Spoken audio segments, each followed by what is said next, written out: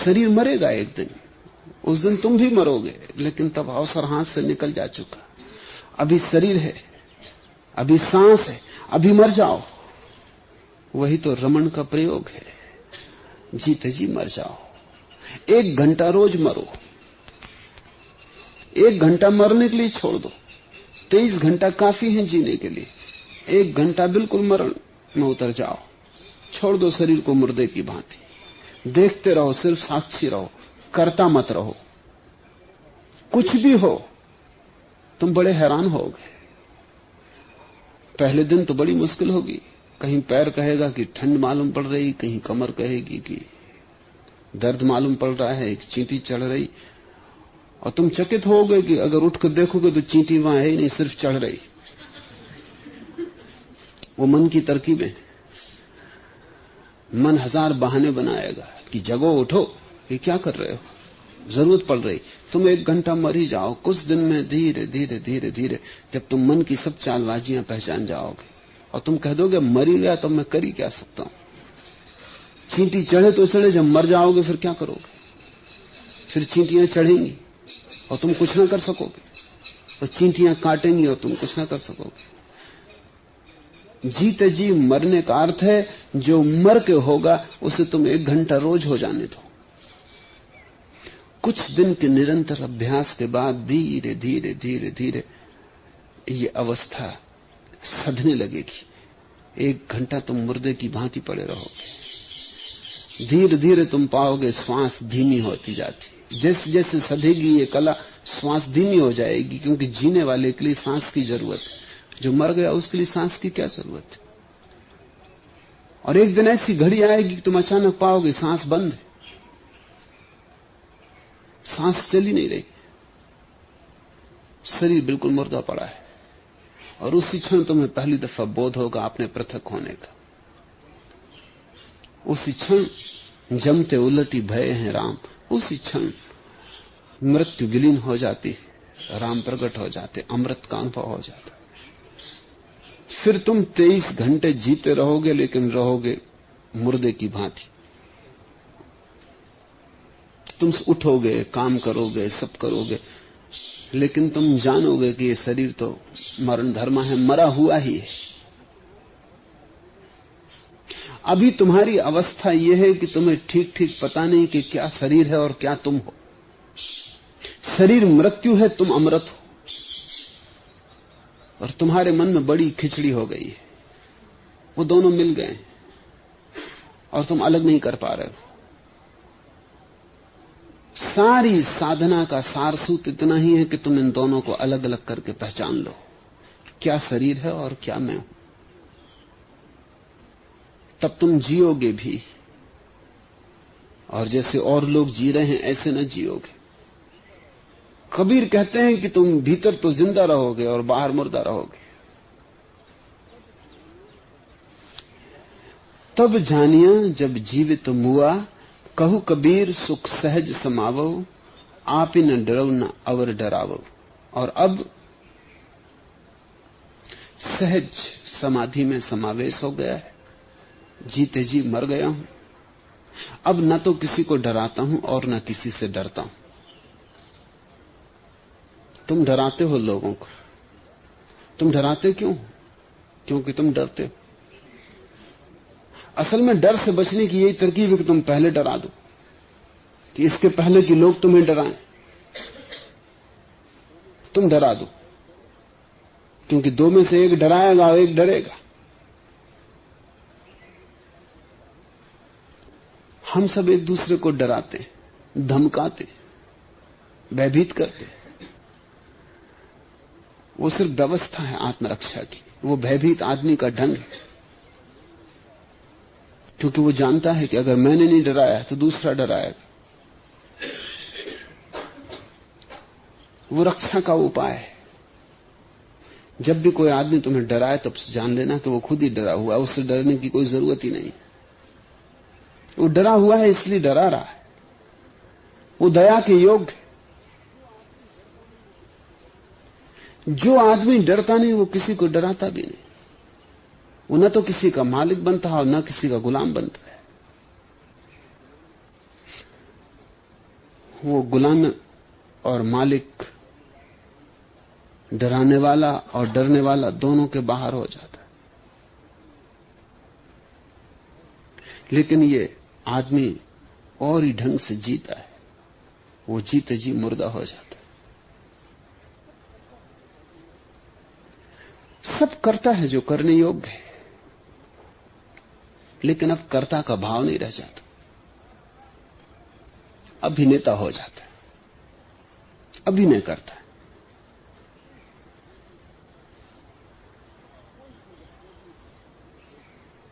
कोई चीज अब चोट नहीं पहुंचाती और कोई चीज प्रसन्न नहीं करती। दो तल हो जाते हैं उसके जीवन के। बाहर कृत्य चलता रहता है, भीतर साक्षी बना रहता है। बाहर सब होता रहता है, लेकिन खेल रह जाता है। अब इसमें कोई गंभीरता न रही। वो ऐसे हो जाता है जैसे रामलीला के राम। सीता चोरी जाती हैं तो रोते भी हैं, आंसू भी बहाते हैं, चिल्लाते हैं जंगल में कि मेरी सीता कहां है। भीतर कोई रुदन नहीं पहुंचता, भीतर सब साक्षी भाव बना रहता है। पर्दा गिरेगा, घर जाके विश्राम करेंगे।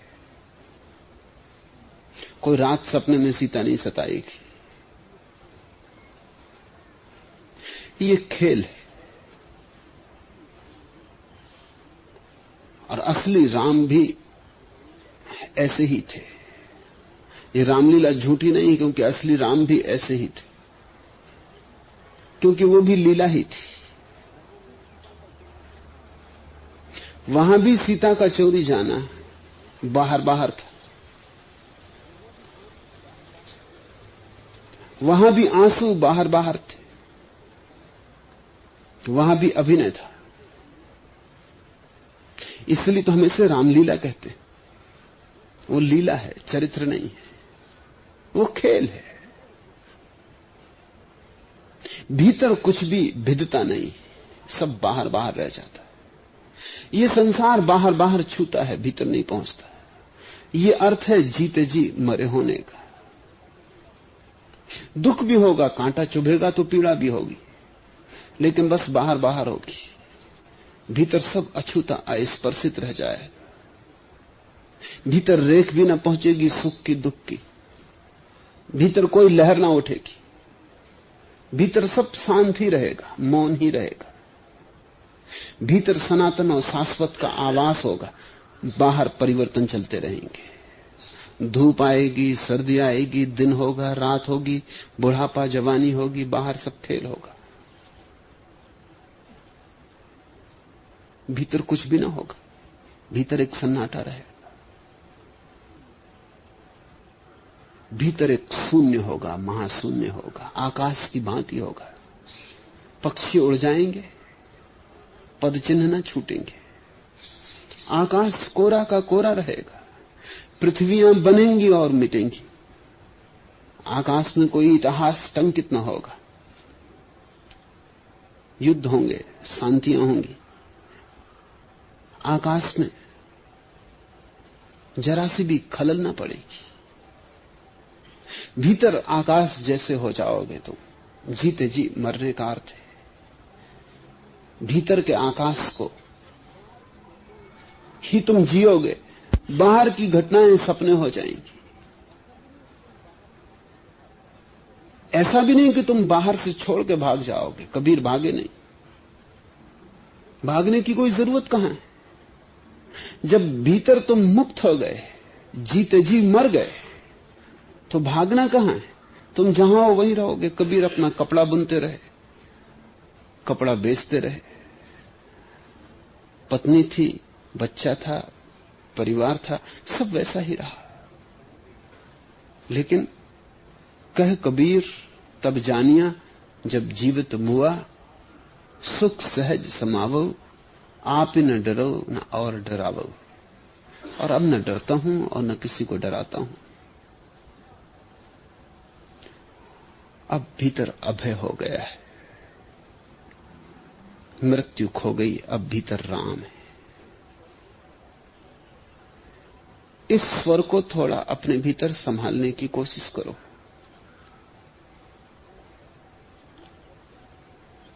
बड़ा रस है, अनंत रस है उस स्वर में। लेकिन प्रारंभ में बड़ी कठिनाइयां होंगी, क्योंकि शरीर से जोड़ पुराना है, संबंध विच्छिन्न करना बड़ा मुश्किल होता है। विवाह करना आसान है, तलाक करना बहुत मुश्किल होता है, बहुत कानूनी अड़चने आ जाती। और इस शरीर से विवाह हुए जन्म जन्म हो गए, अब इसको तलाक देना बड़ा मुश्किल है। वही तलाक संन्यास है। वो तलाक पत्नी को नहीं है, बच्चों को नहीं है, अपने ही शरीर को है। वो त्याग किसी और का नहीं, वो अपने ही भीतर मृत्यु और अमृत के क्षेत्रों को अलग करने का है। सब घटनाएं स्वप्नवत हैं, जिसके समक्ष घट रही हैं वही सत्य। उस साक्षी के भीतर जितने ज्यादा तुम रमोगे, उतना ही कबीर की वाणी समझ में आ सकेगी। ये वाणी शब्द से समझने की नहीं है, लिखा लिखी की है नहीं, देखा देखी बात। तुम भी देखोगे तो ही पहचान पाओगे,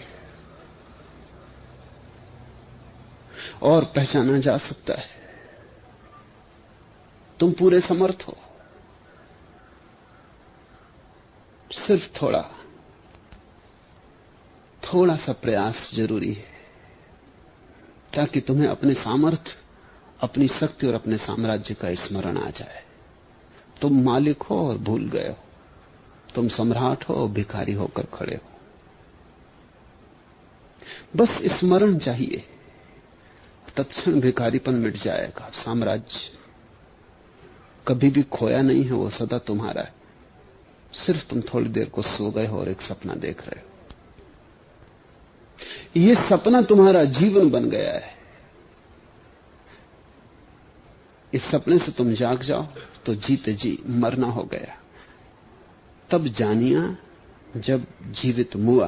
तुम भी जानोगे तभी जब जीते जी मर जाओगे। ऐसे तो बहुत बार मरे हो, इस बार जीते जी मर जाओ, फिर कोई मरना ना होगा, फिर कोई दोबारा आना ना होगा। जो जीते जी मर गया उसकी फिर कोई मृत्यु नहीं है।